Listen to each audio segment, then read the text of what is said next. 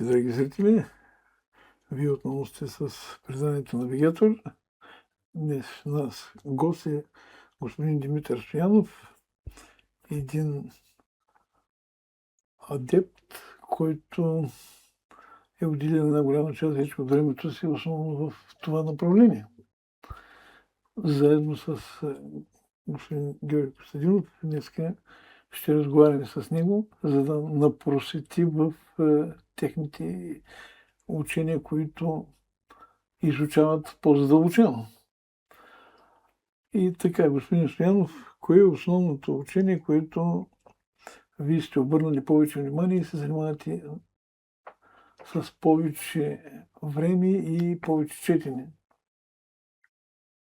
Сега аз благодаря първо, че ме нарече как ти е адепт, но нямам такова мнение за себе си. Може да се каже, че аз съм един търсач, като много други хора, които през свободното си време търсят нещо, което да им разкрие истините за света.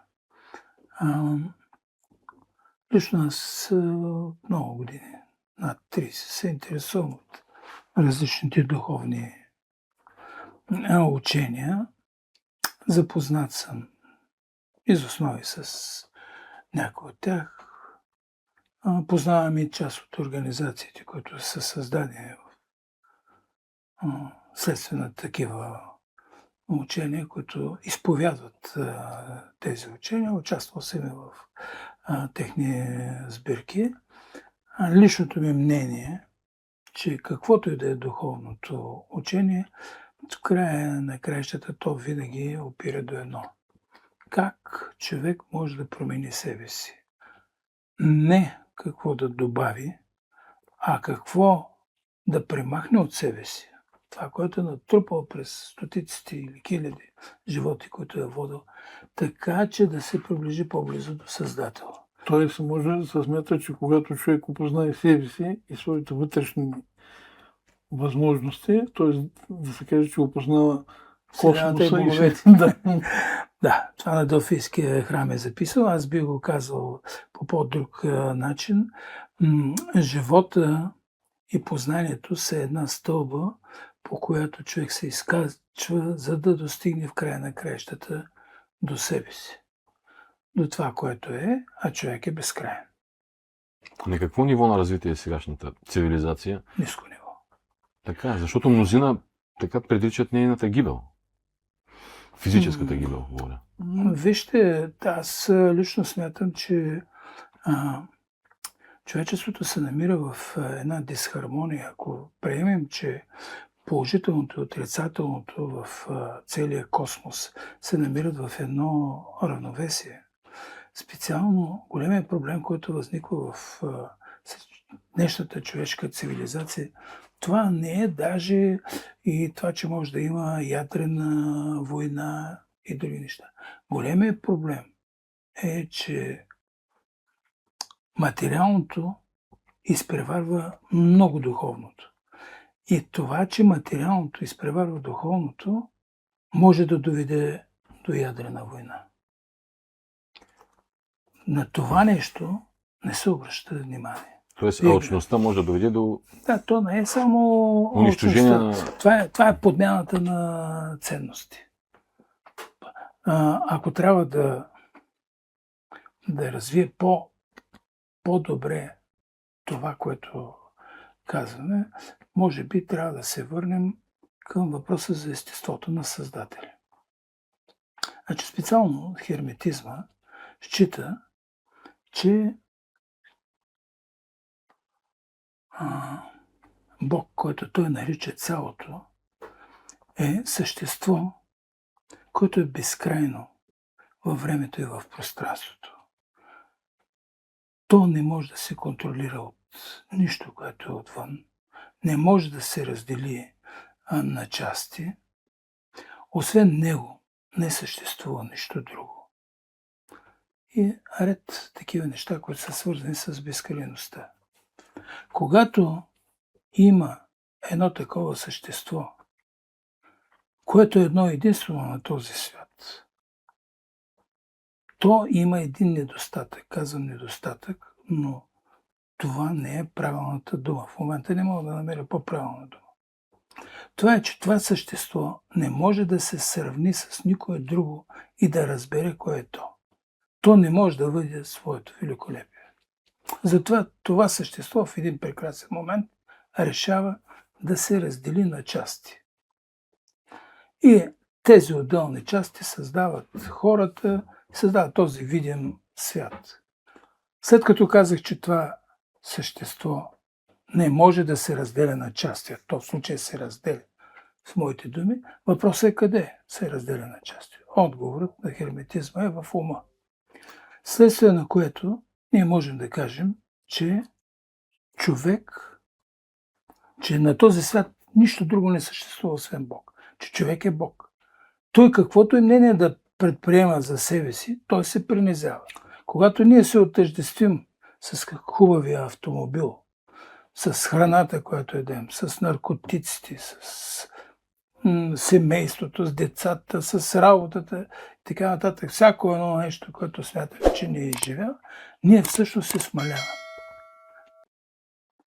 И от тази гледна точка аз говоря, че когато материализма обхване цялото човечество, а явно има сили, които тласкат в тази посока, човечеството губи своя фокус. То лесно се подчинява на чужди влияния. Господин Стоянов, връзка с това да питам, значи по принцип в херметизма, това е от Хермес, и в Египет е изразено в бог Тот. Да. И оттам аз вече да питам. Значи, идеята е, че зародиша на света е яйцето.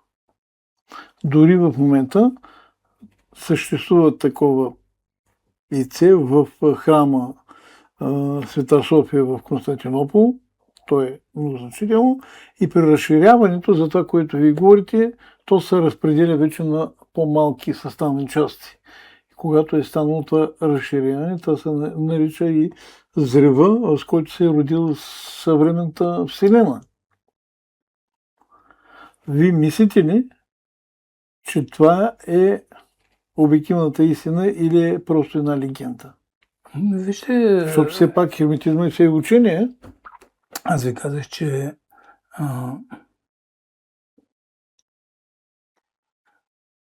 цялото, както се нарича от херметизма, е безкрайно във времето и пространството. То няма начало, няма един начален момент, както ние говорим за яйцето. Началният момент може да има... При свиването на космоса, може да има този той свят. самия диша, космоса той самия диша. Издишва и вдишва. Тоест, когато се вдишва, той става малко като яйцето. Нали, иносказателно е това нещо. Яйце не можем да възприемем щраусово яйце или кокоши яйце и така нататък. То се възприема като в преносния смисъл на думата тази вселена. И когато тя започне отново да диша, тя се пръска на милиони части.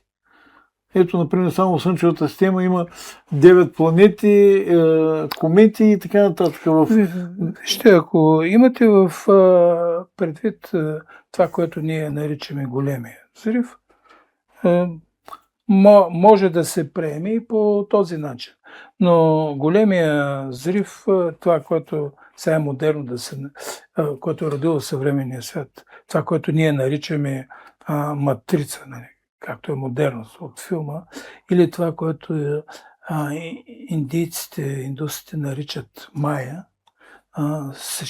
се счита, че този свят е една илюзия. И тя е илюзия на сетивата. А вашето виждане какво е? Да, също смятам, че това е една илюзия на сетивата. Изхождам от гледна точка на факта, че нашите сетивни органи възприемат електрически импулси, които се обработват от мозъка и някъде в център на главата ми, примерно на мен, се появява образ. Доколко този образ отговаря на действителността, не може да се каже. Ще се появи ли Нео тогава? нямам представа. Аз имам чувството, че неовците са много. Личното ми е мнение, че всичко това, което става в света, то е свързано с бъдещата поява на шестата раса. Защото според Елена Блаватска ние сме петата раса. И то е също Личното ми мнение, че петата раса се провали. Не, тя се отива, но тя се провали. Тя не успя да постигне това, което беше отредено. Това, което знам аз е, че петата раса трябваше да развие мозъка на човека до 50%. Той е развит при най-висшите човешки същества. 10-11. Значи, това е причината. Причината за този провал. Да, причината за този провал е, че човечеството трябваше да заложи на ценностите, които са проповядвани от Христос. Примерно смирението, любовта, добротата, те развиват човек. В случая се залага се на други основи, вследствие на което ние не успяваме да се развиваме. Затова шестата раса започна да се появява. Шестата раса, това, което знаем, е, че малко в страни ще отидем, но примерно водата на Земята играе ролята на кръвта в тялото. Тя разнася енергията и веществата до различните части. Появата на шестата раса ще бъде 4 пъти по-енергийна, отколкото петата раса. Тя ще заеме нови пространства, следствие до които Земята се простроива. Шестата раса ще бъде многократно по-малка на брой, отколкото петата раса. Човечеството е трябвало да развие 7 духовни тела, петата раса. Ние сме развили 5. Шестата раса трябва да развие 9 духовни тела и тя трябва да развие мозъка на човека до 90%. До 90%? Да. Тогава как би изглеждал Трудно ми е да реализацията на такъв потенциал? Трудно ми е да отговоря, обаче посветените говорят, че промяната, прехода от 5 до 6 раса ще продължи между 250 и 500 години. Като той ще бъде свързан с климатични промени значителни, включително и такива социални промени и проблеми. Каква посока ще бъдат тези промени? Всичко зависи от човека, ще успее ли да намери себе си. Вие гледате, че има сили, които блъскат друга посока. Именно, да. Значи, когато Моисей се качи да напише 10 Божи заповеди, неговият брат създаде златния телец, събра златото и направи. Може би тук е основното разминаване в петата раса, че една голяма част от хората търсят повече материалното, златния телец, докато, например, една малка част, която е Моисей и тези хора около него, адептите, те търсят повечето духовното, т.е. 10 Божи заповеди. Не търси и друг Господ, освен мен. Не прелюбодействай, не кради, уважавай родители си и така. 10 са Божите заповеди. И ако човек, т.е. от петата раса, беше наблегнал на тези 10 Божи заповеди, нямаше ли да се разви много повече духовно? Да, смятам, че ще да се разви. Личното ми мнение е, че големите духовни учители, Буда, Мохамед, Христос, тяхното дело беше провалено от най-верните им последователи. Учението, което преповядваха те, беше превърнато в религия и догма. Затова повече духовни учители от този ранг няма да се появяват. Сега е момента на великите духове, ако правилно го казвам. Това са духовете на хората, които са в момента. И всеки от тези духове ще бъде месия сам на себе си. Всеки сам ще определя пътя си. Значи, да питам още един въпрос. Вие повече се занимавате с шаманизма. Бихте ли ни казали в какво се изразява това учение? И за различните такива учители или Вижте, адепти? да, шаманизма основно е свързан с контакта на човека с природата. Той се е развил още в тези времена, когато човек е живял сред природата, преди да започне отседналия начин на живот. Това са контактите с природата, контактите с природни духове, разни други, така че да може човек да се лекува, да преживява, да възприема този свят. Ето сега, примерно, ние, шаманите, делят различните места, в зависимост от енергийната им, от енергетиката им, те различават места на силата. Понеже в предварителния разговор с вас говорихме за градището. Да. Градището е едно място на силата. Тези места на силата човек може да се зареди с енергия, а може да бъде и източен с енергия.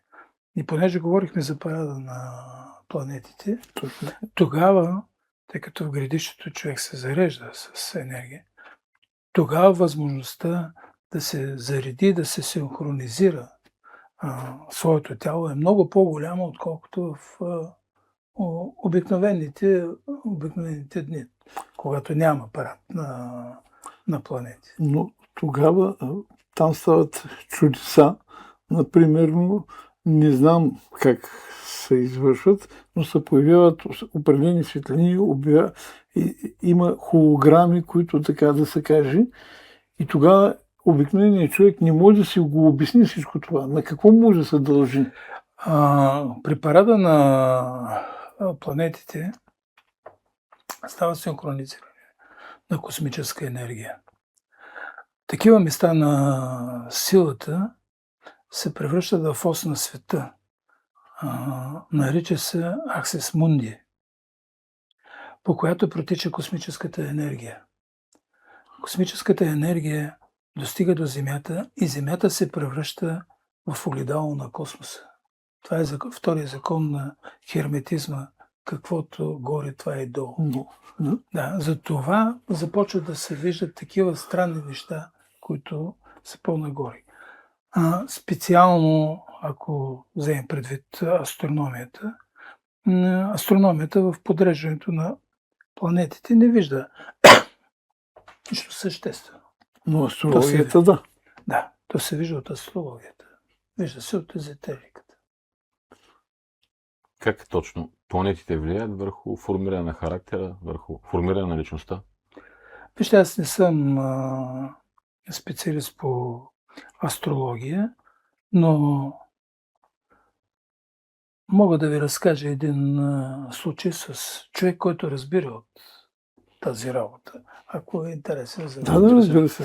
Да, става въпрос за Георги Сираков, който е много известен в интернет, с който така сме близки приятели. Преди една година отивам при него и той трябваше да ми направи една такава астрологическа карта. И питам, как се казвам? Казвам аз имената си, Димитър Стоянов. Започва той някакви изчисления. Казва, да, питаме в колко часа съм раждан. Казах му 21:30. Прави някакви изчисления, вика, не.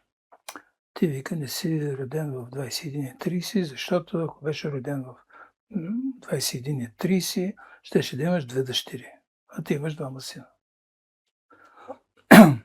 Имаше, вика, друго фамилно име.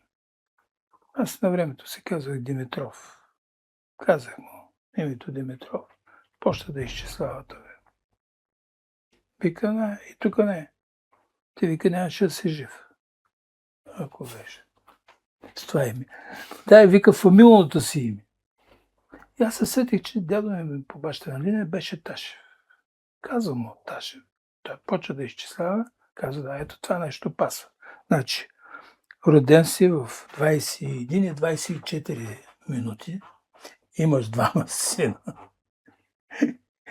И ми казва да коя, кой месец са родени двамата ми сина. И вика, всичко това ти пасва. Затова ви казвам, че не съм специалист, но вярвам в подобен род неща, интересувам се, но моите интереси са насочени в друга посока. Интересен човек. Да, С интересни познания. Определено. Може ли да се мисли или да се предполага, че, например, горе градището няма никаква бастет, а, например, съществува и там е заложен кивота. Защото тези холограми, които съществуват, по някакъв начин те трябва да имат и някаква енергетика, за която ви говорите. Не може и така от нищото да се появят нещата. Според мен, може би именно точно това нещо. Вижте, всичко може. Да. Аз смятам, че легендата за бацата е много красива и може би е по-добре да я запазим. Ако успеем да докажем нещо друго, тогава. Защото, вижте, по принцип, предполагам, че знаете тези неща. Йо, след като отива в Египет, ражда първият фараон, защото тя е родена тук където е Галиболи, град Аргус, откъдето тръгват аргонавти, и нейният баща е Енох, т.е. първия. И когато тя отива и ражда първият фараон долу в Египет, той се нарича Епав, което означава и цената. Тоест, Йо плаща цената за раждането на сина си. Защото тя е прогонена от града, прогонена е от баща си. И по-късно, за това говорихме за Климет-Нестър, да не бъркам аз имената, когато се връща нейния баща Данай, заедно с брат си Египт, данайците са посрещнати и приети от пелазгите, които живеят в този регион. И за това може да има някаква близост с това, но не знам дали отговаря на тази легенда. Да, може. Какви цивилизации има преди нашата цивилизация? Позната в съвременния вид. Защото в интерес на истината, това, което ние знаем за нашата история, е много плитко. Това, което се учи и това, което масовата история, да кажем. В един момент има такъв времеви диапазон, в който всичко приключва. Планетата е много стара. Да. За тези цивилизации много говори Елена Блаватска. Много говори Рудолф Штайнер в някои от книгите си. Трудно може да се каже какво е, защото науката в голямата си част отрича подобни съществувания. Лично на мен ми прави впечатление, че тук на наша територия е съществувала една цивилизация 2000 години преди тази, която е била... тази, която е била създадена, за която ние нищо не знаем. Ние даже не смеем да кажем, че тази цивилизация може би е българска, може би е тракийска. От това се бяга. А защо? Вижте, се втълпяват едни определени клишета. Да. Много труден отговор мога да дам, но личното ми, вътрешното ми убеждение е, че може би освобождението ни от турско робство е имало някаква цена. И тази цена е била ограбването на част от нашата история. Защото нашата история за 500 години е била открадната от нашите съседи. И всички са вземали с пълни шепи. Дори турци в момента почват да се наричат атраки. Значи, това на първо място Гърция, Сърбия, Румъния, Също, братята македонци са по същия начин. Ние затова от всякъде граничим със себе си. Включително и в Русия има неща, които са взети от България. Вие казвате, че цената е такава. Да, лично така аз смятам. Защото, ето сега, примерно, един от големите исторически, археологически обекти, Перперикон, за който много се говори. Всички учени, с които съм говорил, казват, че неговото име е Перперек. Защо е наречен Перперикон? Перпер е златна монета. Кой слага това гръцко окончание, нали? А кой го е И защо? Вие имате ли представа кой? И защо? Точно така. Не знам, предполагам, че може би за да се усвояват някакви средства, не трябва да бъде българско, за по-лесно се получават. Но това са мои разсъждения, аз не мога да ги потвърдя с нищо. Просто разсъждавам като нормален човек. Една от монетите, които са в този древност, това е перпера, или то е златната монета. Да, тя е сериозна стоя. Да. И ако го гледаме значи, с български думи, златния кон.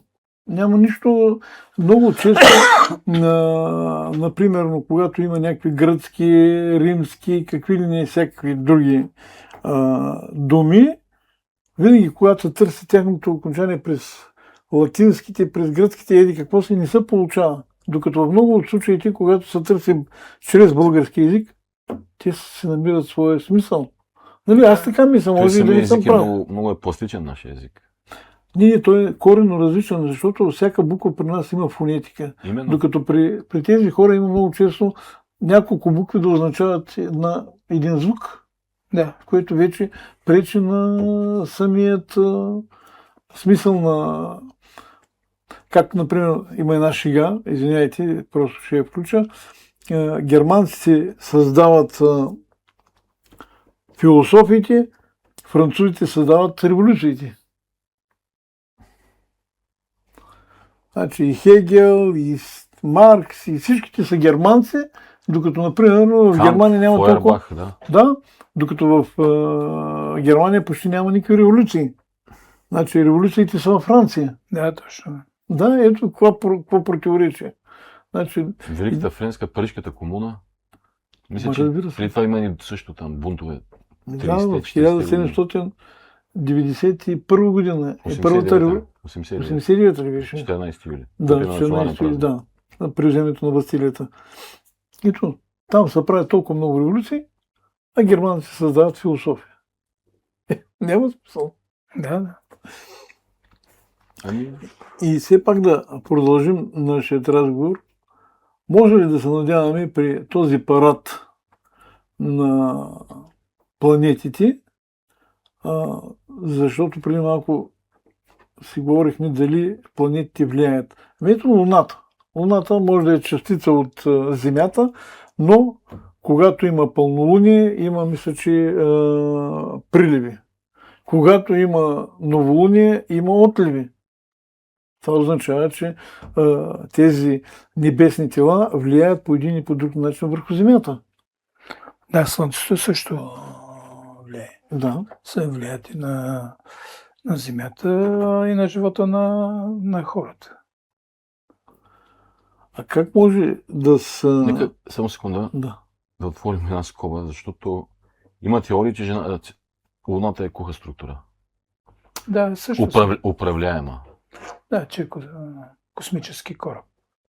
Вие как имате тази теория? Вижте, аз смятам, че Луната не е случайно е попаднала в полезрението на Земята. Не е случайно Луната се вижда само от едната си страна, не може да се засече. Знае случая, когато руснаците искат да хвърлят атомна бомба върху Луната, за да отчитат евентуално за да разберат по вибрациите дали е кух или не. И тогава се появяват чужди, неизвестни космически тела, които успяват да осуетят хвърлянето на тази атомна бомба. Защото една голяма част от Луната, не знам където се виждат кратерите, това е поемането на удари от различни комети, там други такива небесни тела, които да попаднат на Земята. Попадат преди всичко на Луната и чак тогава.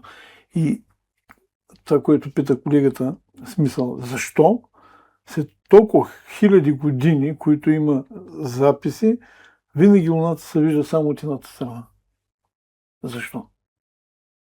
Нали? Ако приемем, че тя се върти, как така винаги остава да гледа Земята само от едната страна? Защото и самата и тя се върти. Освен, че Земята се върти, и самата Луна се възприема, че и тя се върти. Тогава как става това нещо? Значи, аз това, което се спомням от когато беше донесена почвата от първите космически кораби, които кацнаха на Луната, беше установено, че почвата на Луната е много по-стара от тази, която е на Земята. Така, едновременно с това, по стари предания, имало е период, в който Земята е нямало нощно космическо тяло. Нямало е Луна. Луната се е появила при един от потопите, който е минал през Земята. Но точно... А тя предизвикала ли го е?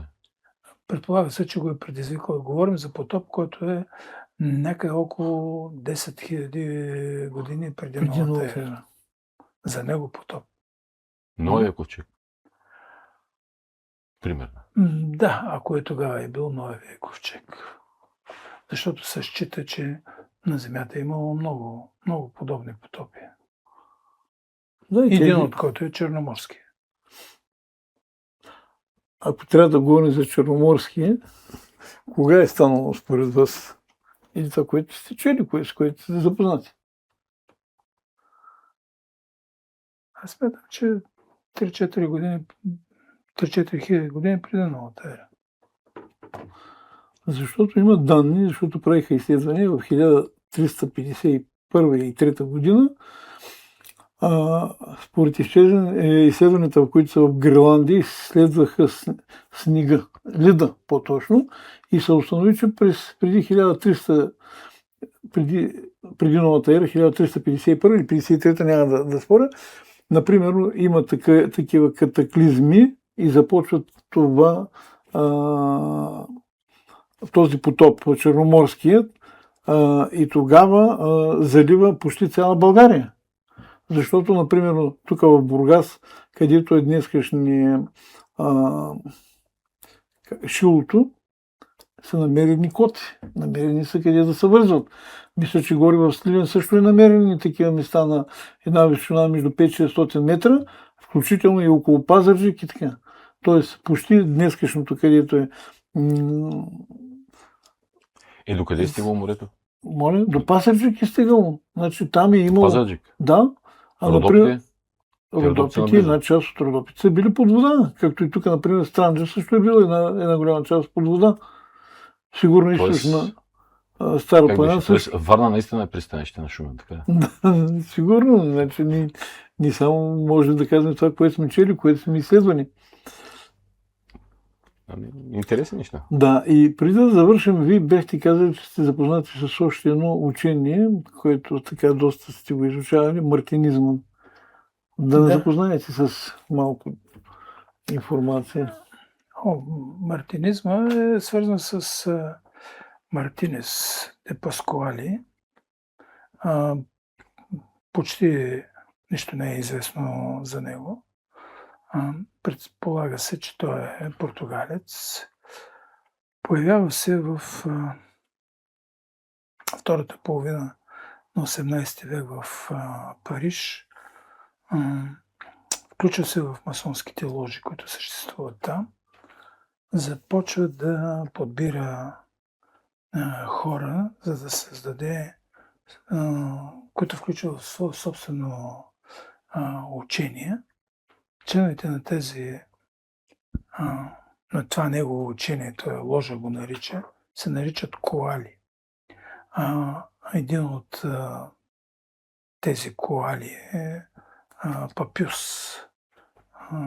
Това е човек, който се занимава с магиосничество. Може би неговите книги, свързани с магиите, са едни от най-известните в света и в някаква степен са библиографска рядкост.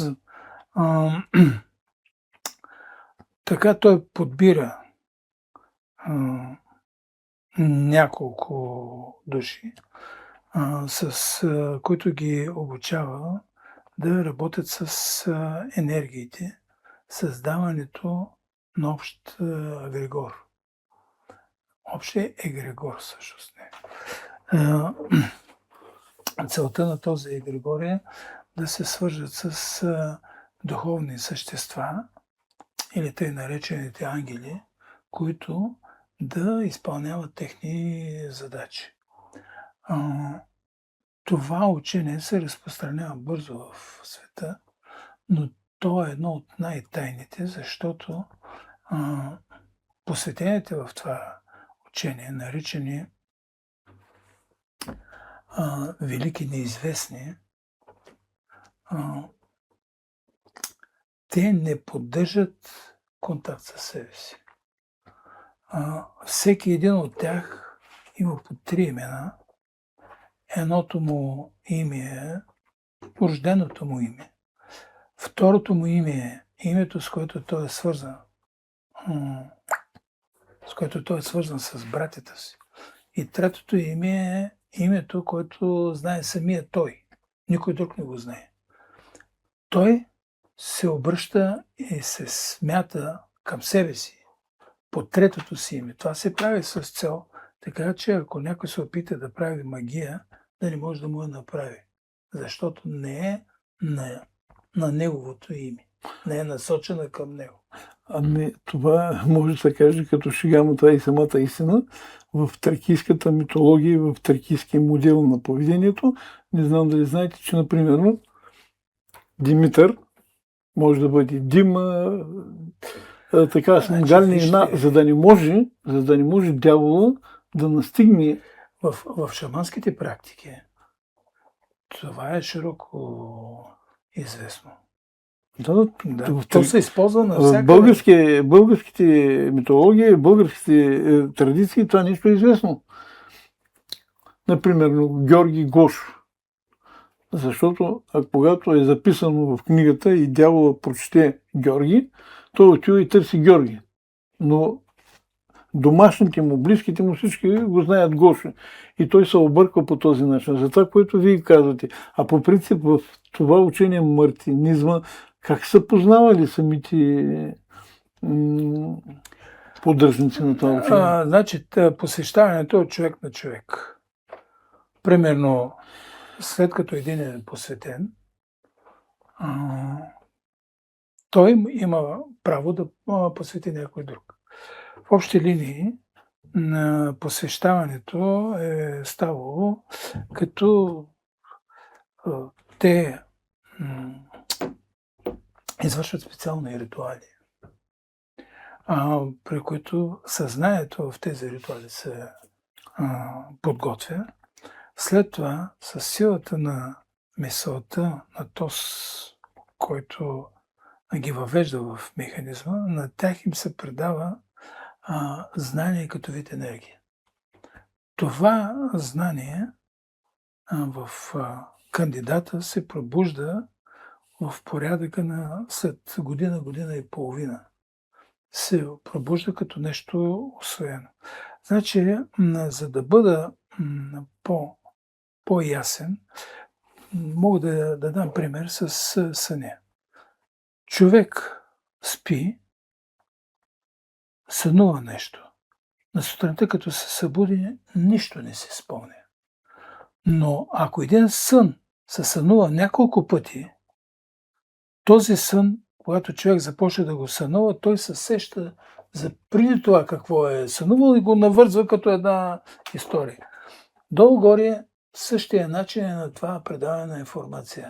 В случая въвежда се човек в определено вибрационно ниво. След това, когато трябва да се сети за тази информация, той трябва да се дигне вибрациите до тази степен, че да постигне същото ниво. Това нещо е било много известно и много широко се е практикувало в тайните учения, много преди да се появи писмеността. Да, защото при масонството, доколкото знам, това е ръкопостискането, има особености при ръкопостискането. Не, значи масонството са опознавателни знаци, с които двама души могат да кажат, примерно, ние сме свободни зидари. Най-общо. Да. Но то не е само в масонството. Ливанските друзи, това са дървосекачи, за които се смята, че Те са секли. да, Кедровите дървета. Кедровите дървета са секли, от тях е изграден и храма на Соломон, и ковчега на Ной и така нататък. Те са имали също такива опознавателни знаци, думи и разни други, с които са се разпознавали. Доколкото знам, масонството е използвало част от техните знаци и думи, когато се е създало. Ами, господин Стоянов, радваме се за беседата, но ще се радваме отново да ви поканим и да разговаряме малко по-нашироко и за някои други учения, които вие сте запознат. Може би някои процеси в държавата. Може, да. Добре, добре. Благодаря. И аз ви благодаря.